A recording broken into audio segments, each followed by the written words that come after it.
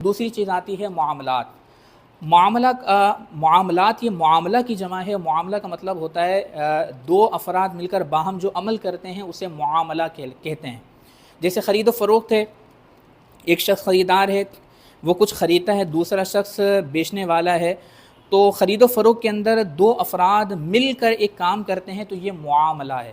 تو بس خلاصہ یہ ہوا کہ کوئی بھی ایسا عمل کی جس میں دو افراد کا کردار ہو، کم سے کم دو افراد کا کردار ہو، تو یہ معاملہ کہلاتا ہے۔ تو معاملات سے متعلقہ بھی علم حاصل کرنا فرض ہے، یعنی خرید و فروخت یہ ایک معاملہ ہے، تو خرید و فروخت سے متعلقہ علم سیکھنا ہر مسلمان پر ضروری ہے۔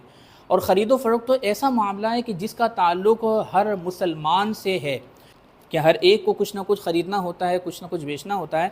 تو معاملات میں خرید و فروخت ایک ایسا معاملہ ہے کہ جس کا علم حاصل کرنا ہر مسلمان پر ضروری ہے۔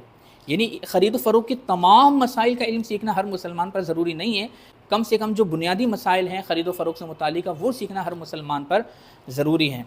معاملات میں دوسری چیز ہے اجارہ۔ اجارہ یعنی ہم کسی جگہ پر نوکری کرتے ہیں تو ہم کسی کے اجیر ہوتے ہیں۔ تو اب جو کسی جگہ پر نوکری کر رہا ہے وہ اجیر ہے، تو اجیر کے لیے شریعت مطہرہ کے کیا احکام ہیں، اور پھر جو مستاجر ہے جس نے ہمیں نوکری پر رکھا ہے اس سے متعلقہ شریعت کے کیا احکام ہیں۔ تو اجارے سے متعلق تمام تر احکام بھی سیکھنا مسلمانوں پر ضروری ہے، کہ جو کہیں پر ملازمت کرتے ہیں، کہیں نوکری وغیرہ کرتے ہیں، تو شریعت مطہرہ نے ان کے لیے کیا احکام رکھے ہیں، کہ اگر وہ اجیر خاص ہیں تو ان کے لیے کیا حکم ہوگا، اگر وہ اجیر عام ہیں تو ان کے لیے کیا حکم ہوگا۔ تو جو بھی نوکری کرتے ہیں یا وہ کرائے پر کوئی گاڑی وغیرہ چلاتے ہیں، یا مثال کے طور پر وہ کرائے پر دکان لیتے ہیں، کرائے پر مکان لیتے ہیں، یا کوئی شخص ہے کہ جو کرائے پر دکان دیتا ہے، کرائے پر مکان دیتا ہے، کرائے پر گاڑیاں دیتا ہے، یا سیٹ ہے، تو اسے اپنے ملازم کے ساتھ کس طرح پیش آنا چاہیے، اور ملازم سے متعلق اس کے لیے کیا شرعی احکام ہیں۔ اسی طرح ملازم ہے تو پھر اس کے لیے اس کی نوکری سے متعلق کیا کیا شرعی احکام ہیں، وہ تمام تر مسائل اجارے سے متعلق سیکھنا یہ بھی ضروری ہے۔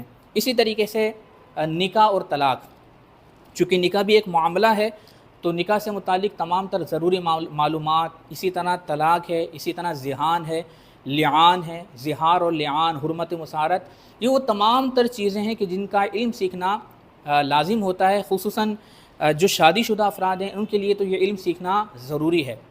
نکاح، طلاق، زہار، حرمت مسارت، لعان، یہ اس کا علم حاصل کرنا ہر مسلمان پر ضروری نہیں ہے، لیکن جو شادی شدہ افراد ہیں ان کو یہ علم سیکھنا ضروری ہے۔